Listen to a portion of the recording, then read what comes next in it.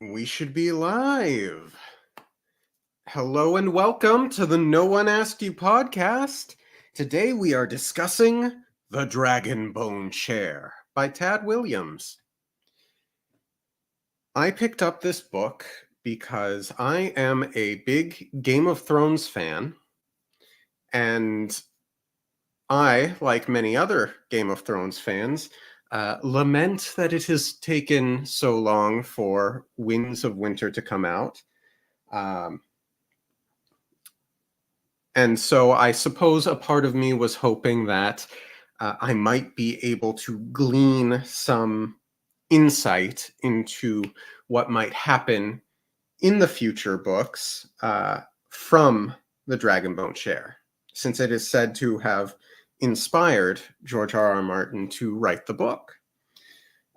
Obviously, we have the last couple seasons of Game of Thrones, the HBO series, which did not exceed expectations. So I picked up the book. I enjoyed it tremendously. And I'm going to talk about a lot of the comparisons. Hello, Libralita. Ooh, editing. Fun for your own channel, I presume. Thank you, though. Here's hoping. So I will be covering some Game of Thrones comparisons. I'm going to talk about a bunch of the characters that I liked. And for this diagram, I have some thoughts on story and miscellaneous things. I did not take notes as I was reading through it, and the timeline for me is a little wonky. I would have loved to have been able to do a stream per part. It's broken up into, I think, 3 different parts, but time did not allow for that, so I'm going a bit off of memory and a bit off of what I was able to write down before the stream. Excellent. Nice. So, what is the Dragonbone Chair? Well, it starts in Ostenard, that's the name of this world, and the story primarily follows a young character named Simon. And one of the things that stuck out to me as far as Game of Thrones comparisons go is that he is very similar to Bran in many ways. He's very young. He loves stories. He wants to be a wizard. And he builds this relationship with the doctor of the castle, Morghennis, who is not unlike Maester Luwin. And there's even, within the Hayholt, which is this castle that he lives in, there's this giant tower, and there's this really interesting segment where he goes and climbs the tower. There is a moment where he nearly falls off. Fortunately for him, he does not in the way that Bran does, but there are many comparisons to be made. So I suppose the first thing here, Simon is similar to Bran and Luwin. I also wrote an asterisk to myself in the notes. He's also kind of similar to Arthur and Merlin. Sword in the Stone. Simon is not a nobleman. They call him a mooncalf. He was born in the Hayholt, but he is not nobility. So he works in the kitchens.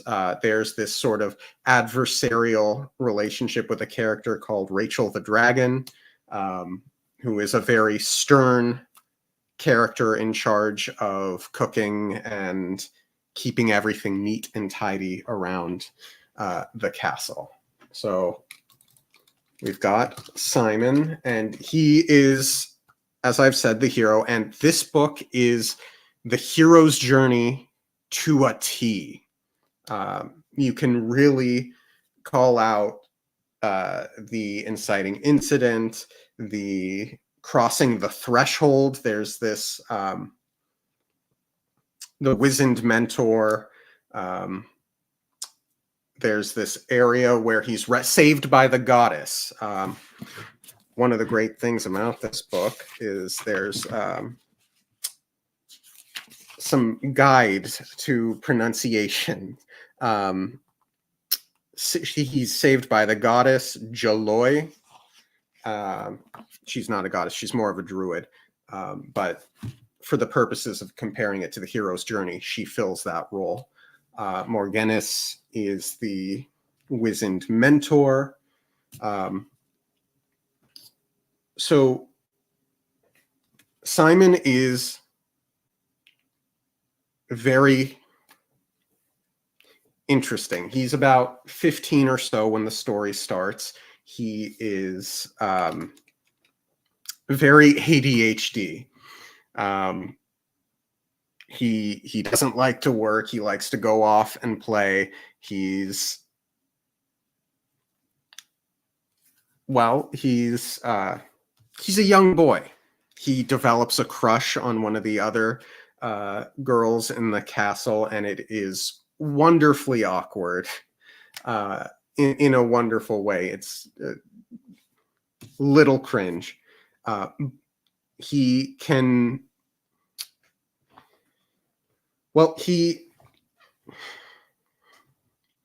also displays several moments of good intuitiveness, good-heartedness. You know what I think I'm going to do is I'll get into all of that later. I'll say that the book is very well written. You can tell it's influenced tremendously by Lord of the Rings. I've heard it said that the book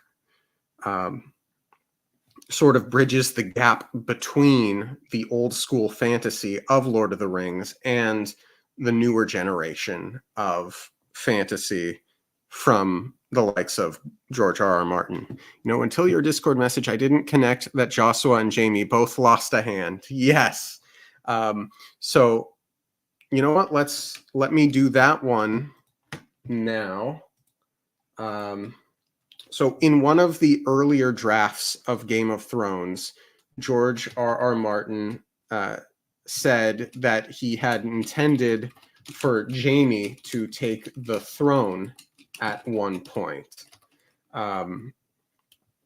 And one of the other characters that we have in this story is Joshua One Hand. He is the king's brother, and he lost his hand. There's some drama around how that happened. Essentially, Joshua was escorting his brother's wife or something to that effect, and there was an attack, and she sadly lost her life, and he lost his hand, and that just decimated the relationship that Joshua and Elias had. So with that in mind, I made a connection that Joshua, there might be a little bit of Joshua in Jaime Lannister. Let's see, who else? Oh, yeah. Here's a good one. So this is known as the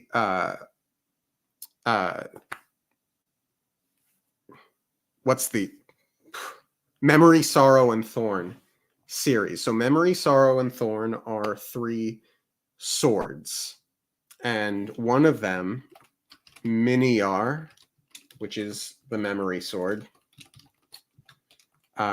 is made from a meteor. And there is a sword made out of a meteor in Game of Thrones from House Dane, Starfall, if I believe, if I recall correctly. So that was a really neat connection to have made. Fairly early on in the story, around the time that what was his name? King Preston passes away. When the king in the beginning dies, and Elias is named, I might be messing up the timeline in my head a little bit. There is a red comet, of course. In Game of Thrones, there is the red comet that everyone sees around the time Daenerys gets the dragon, the dragon eggs to hatch.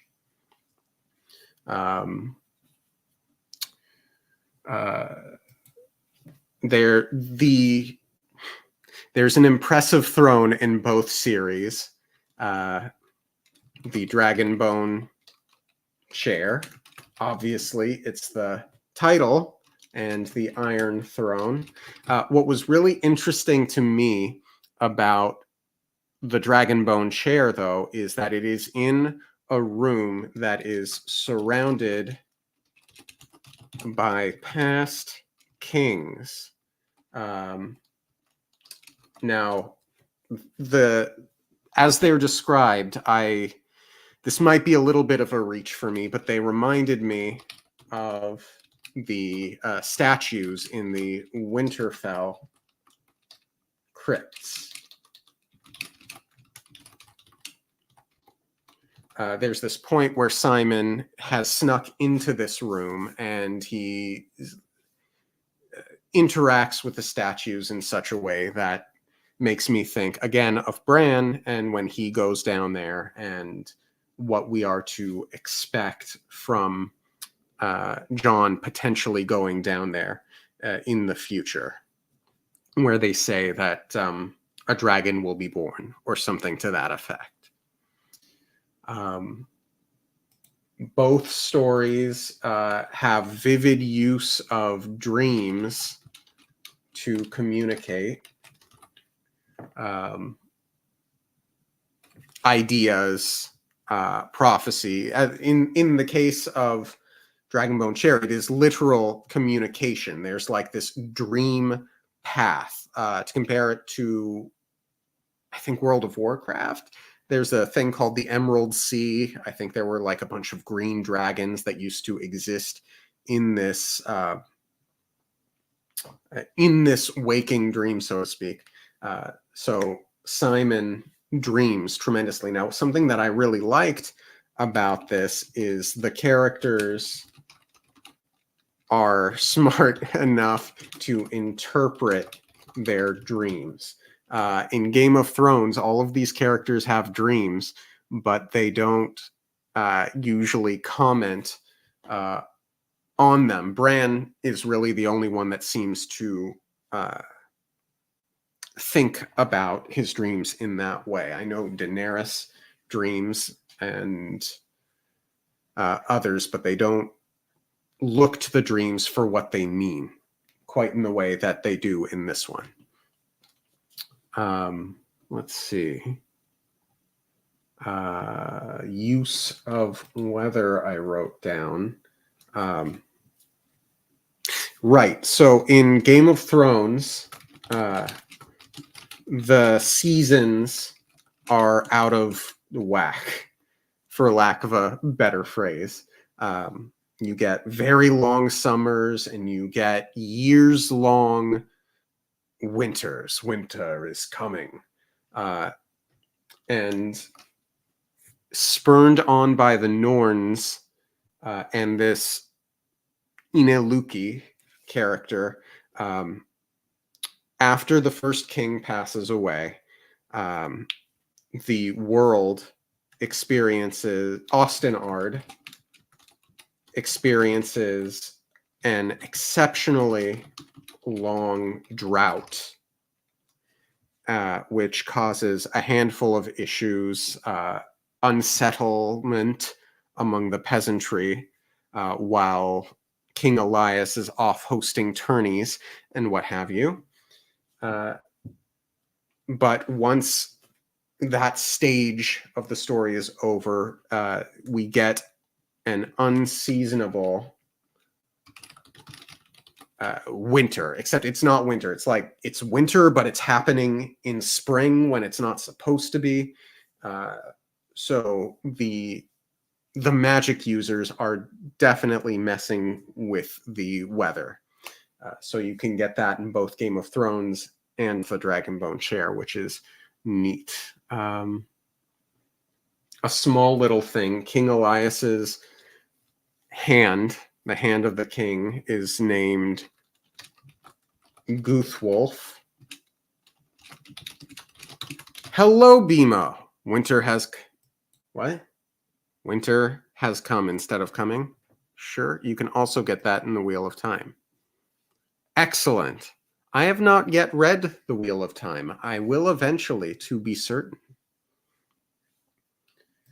Now, in this story, we don't get much of Goothwolf, other than to say he's certainly no Ned Stark, but I'm grasping a little at straws here for all kinds of connections. Seasons being messed up with is a plot point in Wheel of Time. Neat. Love it. It's a great mechanic. I just remembered, and it's not in my notes. There was a line early on. Can I find it if I look quickly? No. Okay, so we've got Jamie and Joshua. Okay, yes. So let's talk about the Scythe. In Lord of the Rings, they would be the equivalent to elves, I think. I think that's fair to say, except in this, the Scythe are kind of bird-like, but they're just as musical. There is a lot of music in this world, just like in Tolkien. There's a lot of singing, which is great. In the beginning, before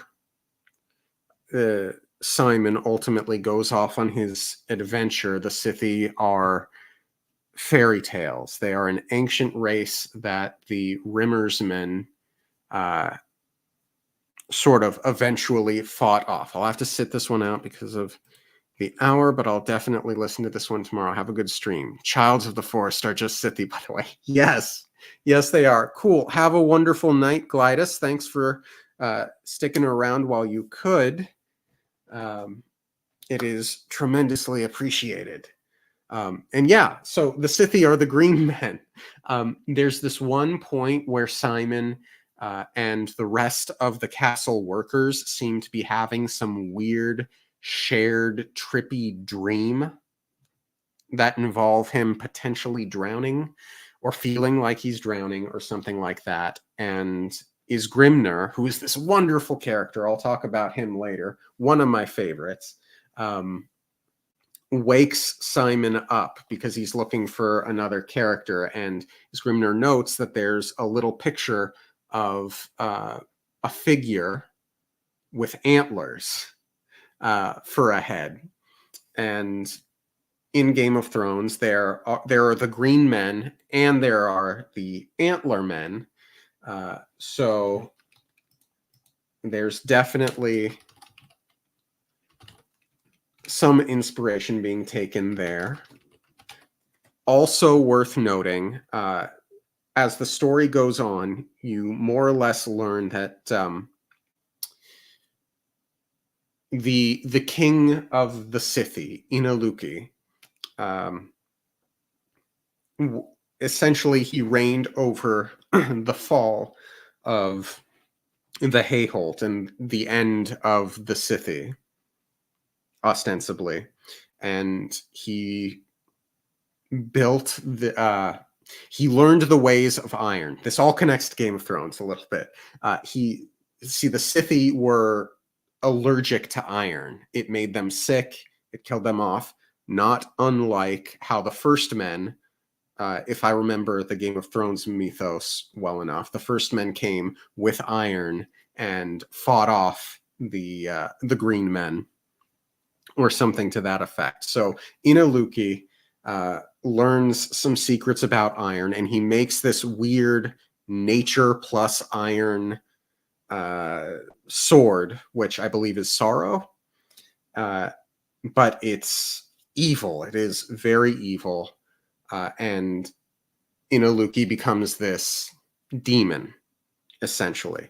And there is still a society of Scythi that go by the name Norns, or the Norns, I think it is.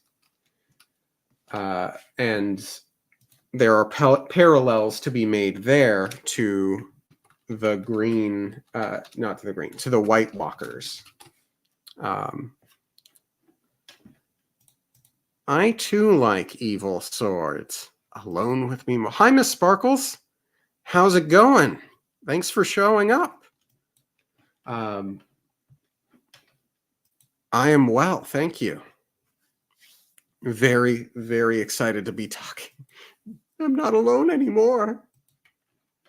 Well, let's head on over then to Story Miscellaneous to write down 3 swords, memory, thorn, sorrow. Sorrow.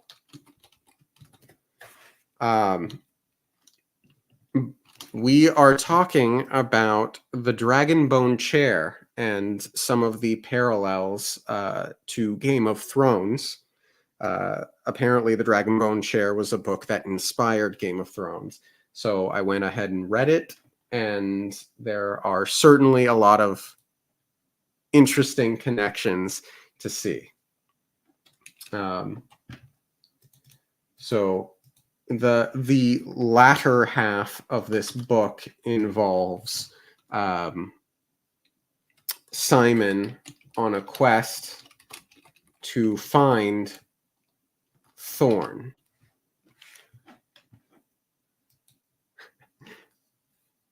Oh, okay, damn, I won't be much help. Well, no worries on that front. I'm basically monologuing as it is, I think. But by all means, be a brat to BMO.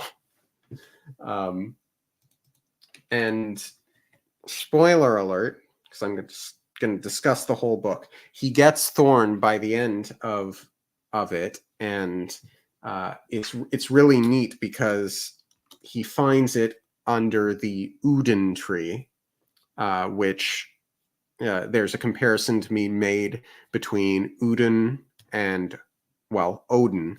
But I'll get into a bit more of that later. But Thorn kind of works like not quite the sword in the stone, although I did make the Arthur Merlin comparison to Simon. Thor's hammer. How old is the Dragonbone Chair? I think it came out in the 80s, the late 80s, the first book.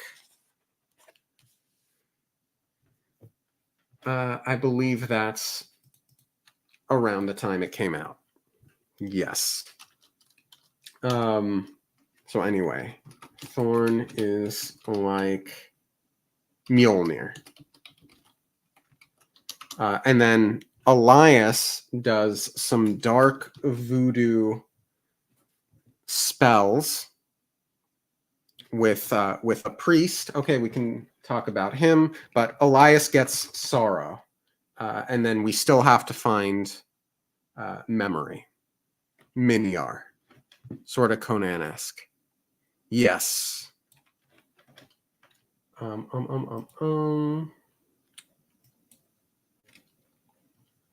Right. So Pirates is a very, very evil character. He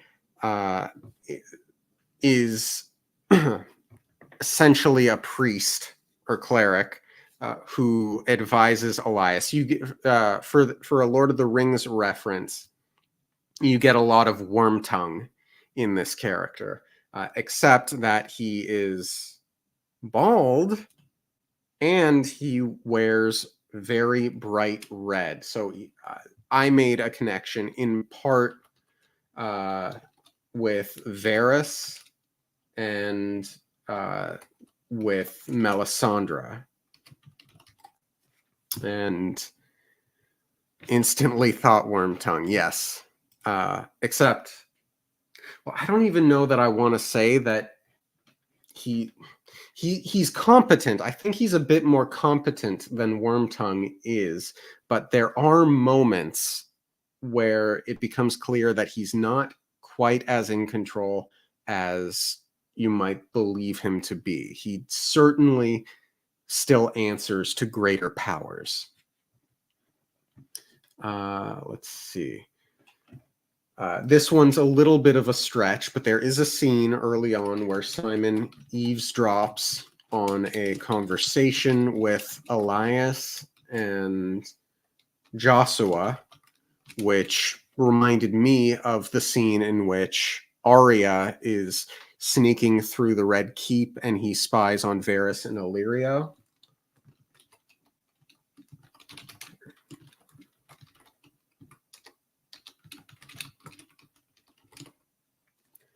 But as I said, that could be a little bit of a stretch on my part. Oh, yes, there is a very scary character named, I think, Ingen Jaeger. Jaeger. He is a touch mystical. He's more than human. He can take one hell of a beating and come back from it. And he answers to the Norn Queen, I think it is. And it's spelled Jegger. But I think it's pronounced Jaeger. But what do I know? I'm not exactly the best at pronouncing names correctly. Anyway, he is following after Simon for a great deal of the book, most of the second half of the book. But he has a dog head helmet. And no! Hi, Kitty! How far are you? Jaeger, it is then. There will be spoilers then. Kitty, fair warning. So, yeah, Ingen Jaeger is very similar to the Mountain. He's this raider character. He causes a lot of destruction. He's big. He's merciless. So I see a lot of the Mountain in him. What else do we have? Men came with iron and drove out the Scythy, green men. So I sort of already covered this, but come on. In Game of Thrones, and I hope I'm remembering this, 87%. Excellent. Good part. Are you enjoying it? We also literally see the Hound in him, don't we? Yes, we do. We very much do. If I remember the lore correctly, the first men came and brought iron, which made the green men, which drove away the green men. And in Ostenard, we've got a similar thing with the Rimmersmen, brought iron from across the sea and made the Scythy sick. In fact, there's this really cool place called Noglimund. Kittel loves it. Yay. It's one of the only things I've done this week. Lol, just reading. Excellent. A worthy read, to be certain. If you're a fan of Game of Thrones, if you love Tolkien, it's an excellent recommendation. A lot of the criticisms the book gets, I think, are that it suffers from pacing issues. I don't necessarily disagree. It is very much a slow burn for the first third of it. And if you are like me and tend to prefer more direct prose a la Sanderson, you might struggle. There were a lot of times, where my ADHD brain would have to reread the same handful of paragraphs because none of it got through, just from a lack of me paying full attention to what it was that I was reading. That said, I do love Tolkien, not so much Gurm. Well, this could be worth looking at. If you enjoy Tolkien, you'll enjoy this 1000%. And to make it clear, with regard to what I just said, the prose is excellent. It is lyrical. It is musical. It's got wonderful similes, but it is very heightened language, which can be, well, I wonder. Nah, it's heightened language. If you're not used to that sort of thing, you might struggle. But if you like it, if you love the poetry of it, you'll really enjoy this. He really paints a picture. I would also add that while I do find the first third to be a little bit of a slow burn, it all feels tremendously important. It feels very much like every moment. I think this story is all about Simon. And I suspect that Simon will have a similar story arc to Bran, which we've covered already. High Chant. I don't get the joke. I like both Tolkien and Gurm, but I can say it's a different feel to Gurm and that it's kind of a good thing. Yes. This book definitely leans more into the old school fantasy element. It's not quite as dark and gritty. There are dark and gritty moments, don't get me wrong. There's a really wonderful battle scene at the end. Anyway, the prose is great. Let's see, what else do I have? Again, a little bit of a stretch. We've got Towser, who he's technically not a dwarf, but it's noted early on that you might have it in storage. Get it. It's noted fairly early on that he's very old, such that he's kind of stooped and is looked upon as a dwarf because he's shrunk in his old age. And I know Gurm has expressed something to the effect of him regretting that he had Tyrion in the early books be able to do all of these somersaults and ridiculous tricks and what have you. But he, excuse me one moment. But there might be some small comparison. I do believe that he has also said that Tyrion was inspired by a D&D character that he played, but I do see a little bit of Towser in Tyrion. Very tiny bit, just a skosh. Oh, yes. I have not even talked about the best character in the, well, we'll get to that when I get to characters. But there's a character called Binabek, and he has a wolf companion, a white wolf companion.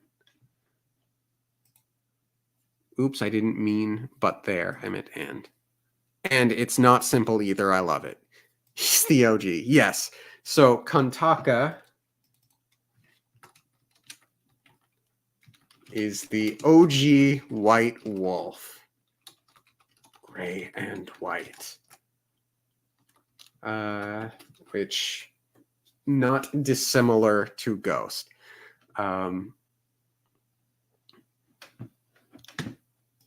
Yes. 100.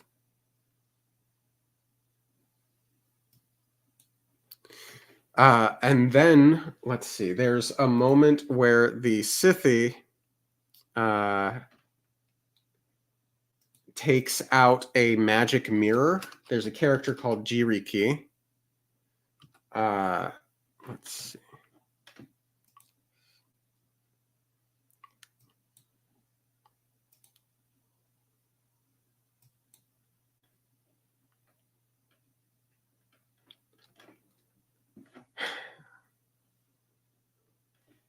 Let's see. There's Jiriki's mirror is not dissimilar to the glass candles.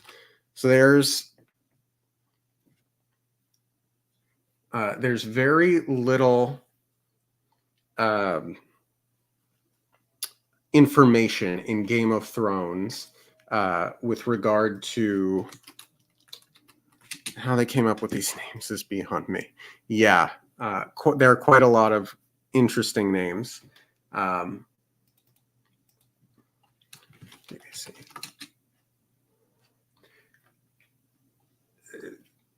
So there's very little information in Game of Thrones about the glass candles, but it's essentially this magical thing that lets the maesters communicate with each other from long distances. And Jiriki's mirror fills a similar element in that it allows Simon to look at other characters as well. Okay, let's see. And then there was a passage that I noted that just felt very Game of Thrones to me. It's near the end of the book. The names in the book crazy. Song Fungal. Yeah, he's a bard. So Jiriki makes the comment, gone, but as long as there is memory, summer remains, and even winter passes. And that felt very Game of Thronesy to me. There are lots and lots of lines about winter in this book. I wish I had written more of them down. So I think that's the bulk that I remembered to write down this morning as I was prepping for this. Let's talk about a couple of perhaps not so subtle inspiration from in real life. You've got different religions, mostly pagan, very different cultures as well. Simon prays to a religious figure, Euceres Aiden, the Aidenites. Oh, yes, please do. Please do.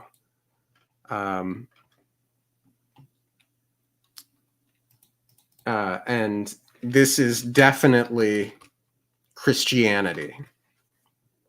There was a martyr who was hung upside down from a tree, and folks make the symbol of the tree when they pray to Euceres.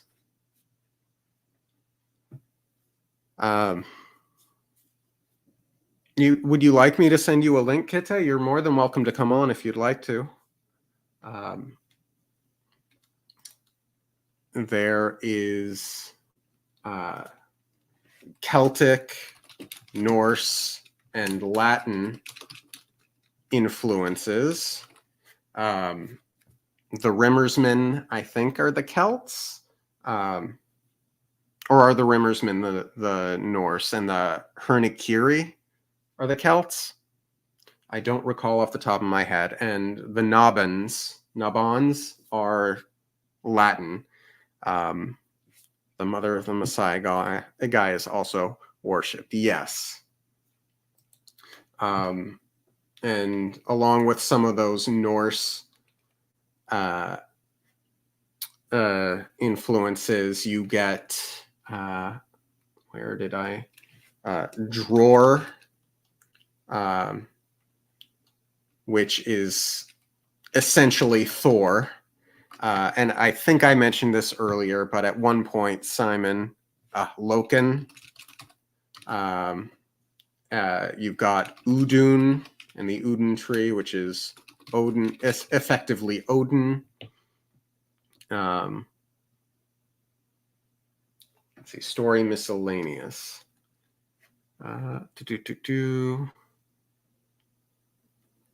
I am quite terrible at writing notes, apparently.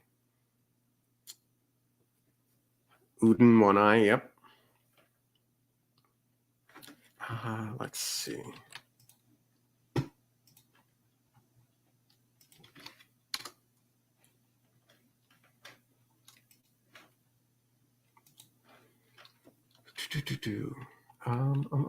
Let's go through, I think, next some of the characters. We talked a bit about Simon, who is a bit ADHD, very dumb. I'll even put that one in all caps. He's not the brightest character in the world, but he is very well-meaning. He's very juvenile, but he does begin to grow. I mean, it's his journey. It is his hero's journey. Okay, no worries. Another time. Tomorrow, in fact, on Thinkers over on Kitte's channel. Come take a watch. We've got Joshua. We've got Morghenus. Morghenus is another one of my favorite characters. In fact, I wrote a lesson that he imparts to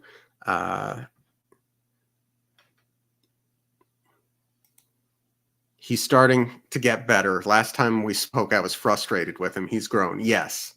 Yes, he does. Anyway, one of Morghenus's lessons to young Simon was you cannot exert force without paying for it. Simon, if you steal a pie, someone else goes hungry. If you ride a horse too fast, the horse dies. If you use the art, and this is in reference to, bye, Bimo. Have a good study session. Art is in reference to magic here. This world is much more high magic than Game of Thrones is, I think. If you use the art to open doors, Simon, you have little choice of house guests. But remember this lesson, Simon. One fit for kings, or the sons of kings.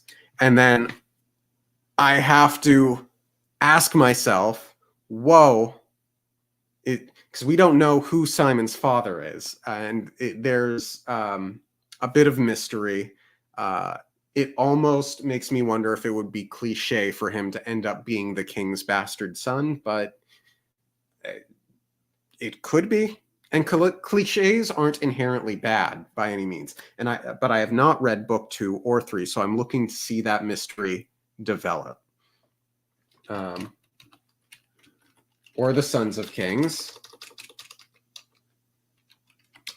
Nothing is without cost. There is a price to all power, and it is not always obvious. That's chapter 10.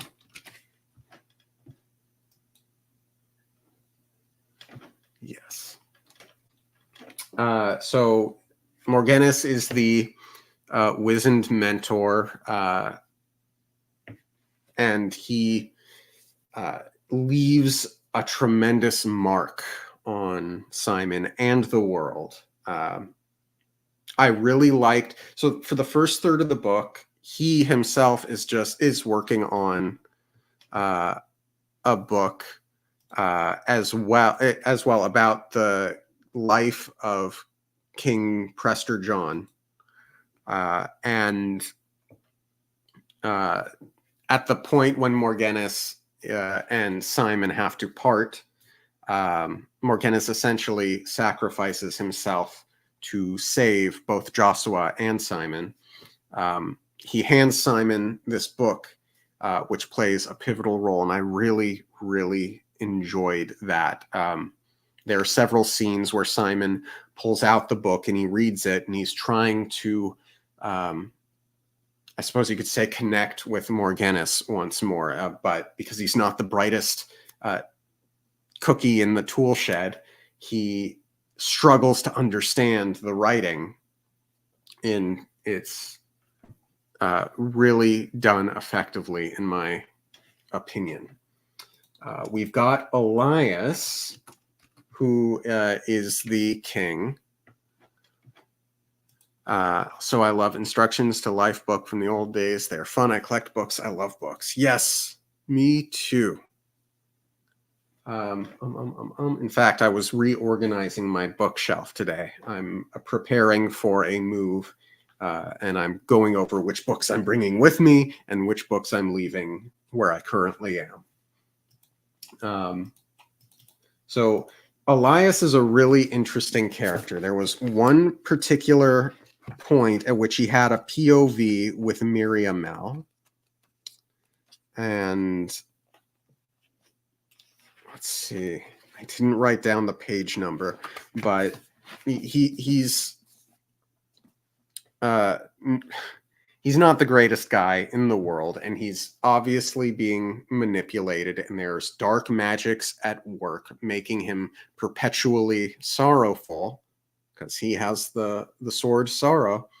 But this POV that he has relatively early on in the book, I think somewhere around the 150 page mark, he's talking to Miriamel, and Miriamel wants to go back home to a place near the ocean, and Elias basically says that he loves his daughter. He can't go to the ocean because it reminds him of his deceased wife, and I think that adds a lot of, I think the word is pathos, to Elias, who would otherwise be a somewhat flat character. There are a handful of side characters that I didn't feel were as developed as one might have hoped, but you can't win them all. Again, I would say that there are some pacing issues with the book,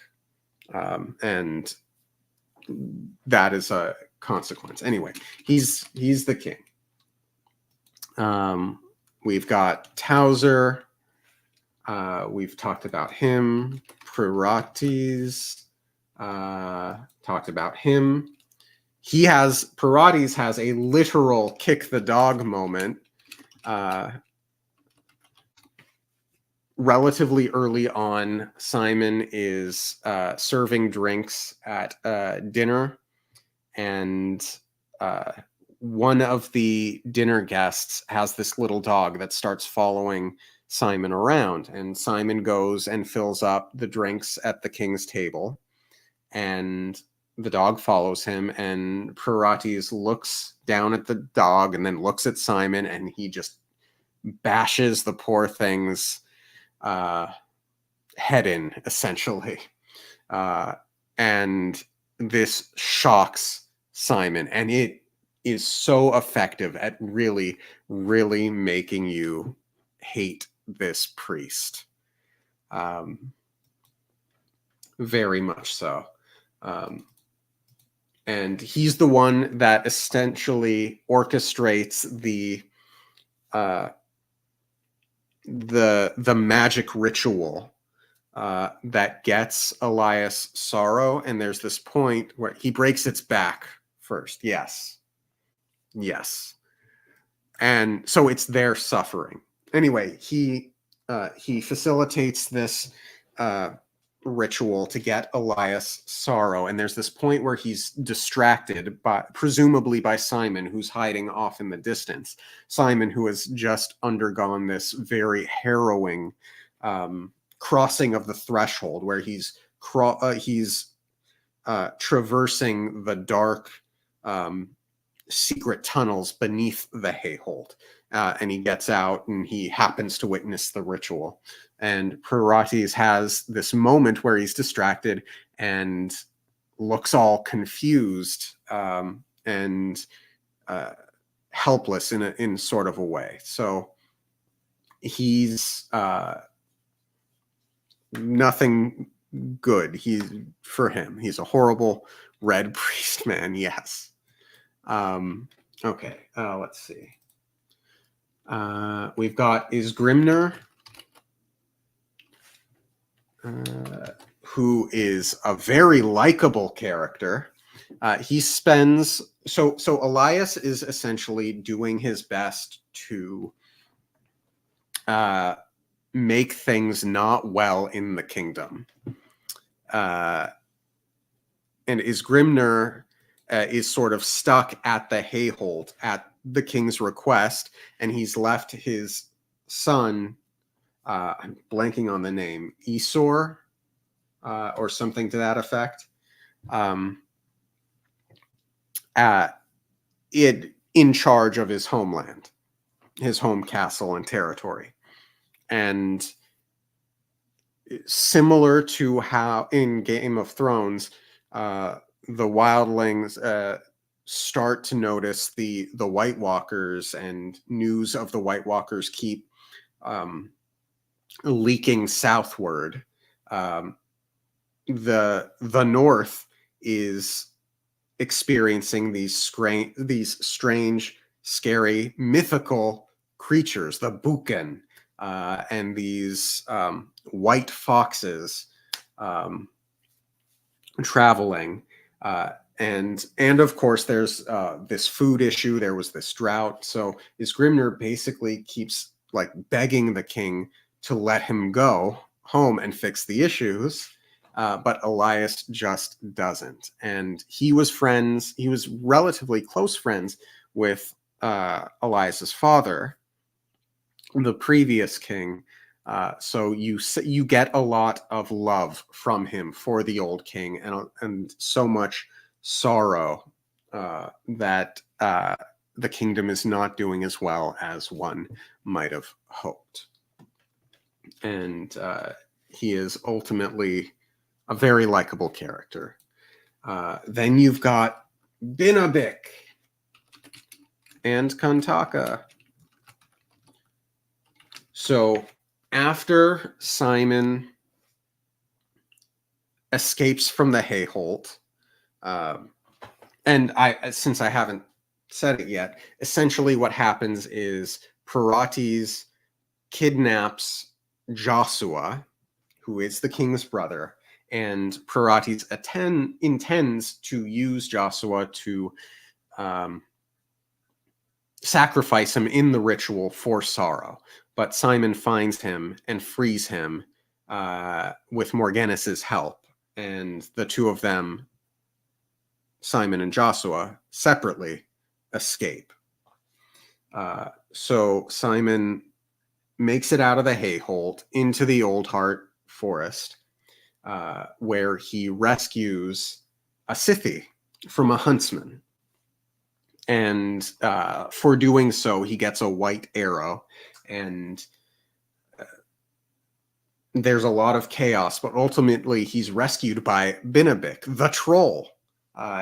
He's a troll in this world. Trolls are like little size of children figures that live in the snow and in the mountains. They do not get along well with the Rimmersmen or, well, any of the humans, really. So there's a bit of prejudice going both ways.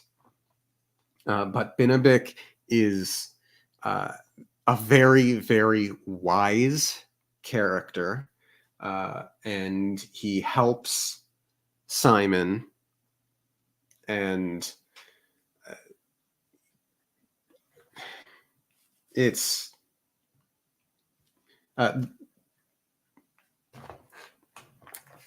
excuse me one moment. My apologies. Dead air.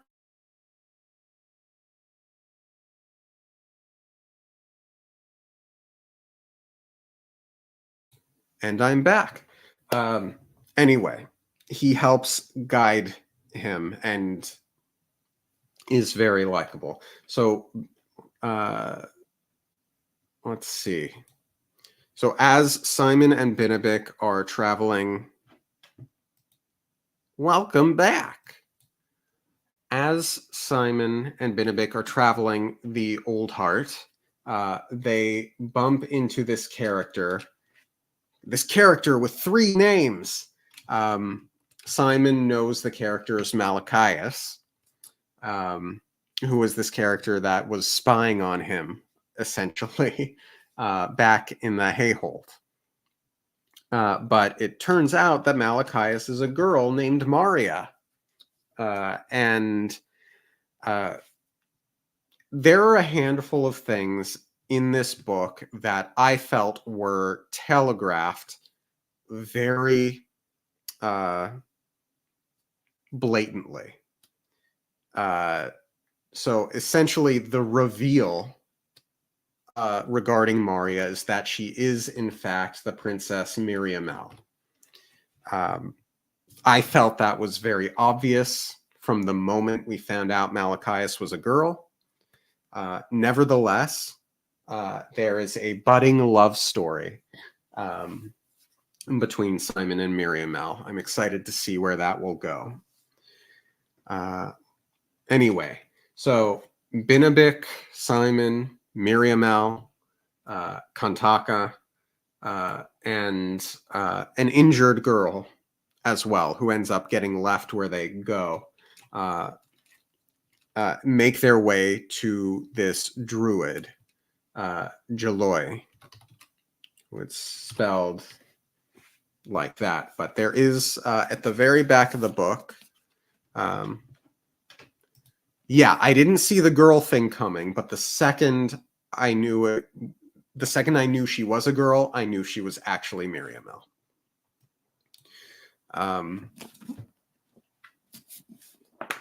Where was I going? Anyway, Jaloa, there's right. There's great guides at the end on how to pronounce several of the names. Anyway, Jaloa helps Simon and Binnabic walk some sort of dream path. I mean, the first look in the magic mirror was of her. Yes, absolutely. And yeah, definitely a cute love story. So a couple of reviews that I read about the book complained about Simon's cringiness with regard to women, and like how awkward he is. And I agree, he is definitely cringy. But I think it's really like it's pretty much spot on accurate for a 15-year-old boy developing his first crushes, his first 2 crushes. So I felt there was heart within the cringe that I enjoyed. And yeah, I found it endearing as well. So anyway, Jaloa helps them on their dream path to try and find information regarding Inaluki, the Storm King, and like what's happening, why the weather is so strange, why the Buchan are coming, why the Norns are making their way south. The Norns being essentially the snow biomed version of the Scythi. And meanwhile, they're being chased by Ingen Jaeger. So much easier when you just think the names. You don't have to pronounce them. And yes, and not at all inaccurate. Yeah. So the druid helps Simon, Miriamel, and Binabik escape. They leave the girl behind because she's too injured to continue. Oh, and Kantaka comes along as well. And they make their way through the rest of the Old Heart. They go through an abandoned Scythy city, and eventually Simon gets knocked out, and he wakes up in Noglamund, which is the place that he's been running to. He wants to reconnect with Joshua to give the book from Morganus to Joshua, and basically not die at the hands of King Elias. And it seems that Elias very much wants Simon, but really it seems to me more to be Parati's obsession. If I recall correctly, during the ritual, the sorrow ritual, I think Simon is marked, and so either the Norn Queen or Inaluki himself developed some sort of obsession. Well, obviously, if it seems to me that Simon is the main character, he's got the spark of divinity. So, if we can use that term here. So, of course, the villain will develop an interest in the hero. There were a lot of side characters, and this gets more into the politics sort of area. I'm just going to write down a lot of names without going into too much detail. A lot of the side characters weren't as well developed as one might hope, so I had a little bit of trouble tracking all of them. But once the names got reinforced, I got better at recognizing who was who and who was where. So there's Leobardus, who I believe is the king of Naban, or something to that effect. Now, and he has a son. There's this weird connection with Parates, and it seems the Norns also want him for their own reasons. Yes, absolutely. So Leobardus and his son Benegaris. Now, part of the politics are essentially Joshua and those in his geographical area have become very sick of Elias, not paying attention to them, not helping them in their hour of need. And so a lot of people are of a mind to rebel against the king. And they're rallying around Joshua, who does not want to be king. He wants to save his brother Elias from the clutches of the evil priest, essentially. Anyway, Leobardus is one of the characters who is of a mind to join Joshua's side.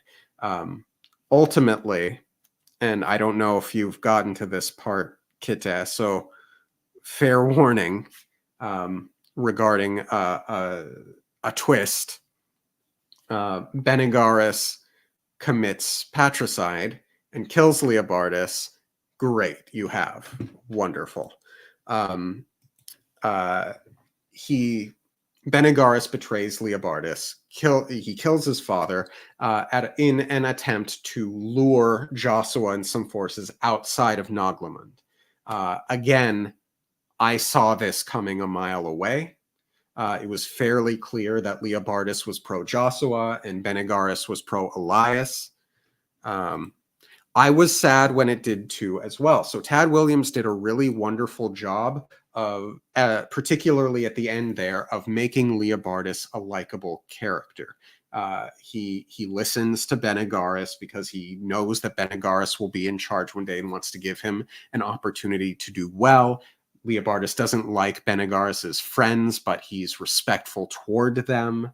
So Leobardus is a very likable character, and it is disappointing at the end when he is killed. Let's see.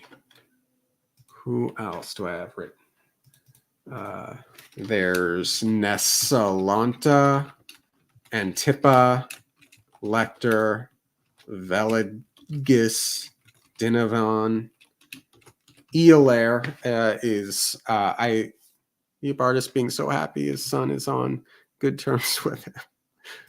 Bastard. Indeed. So Eolair is essentially,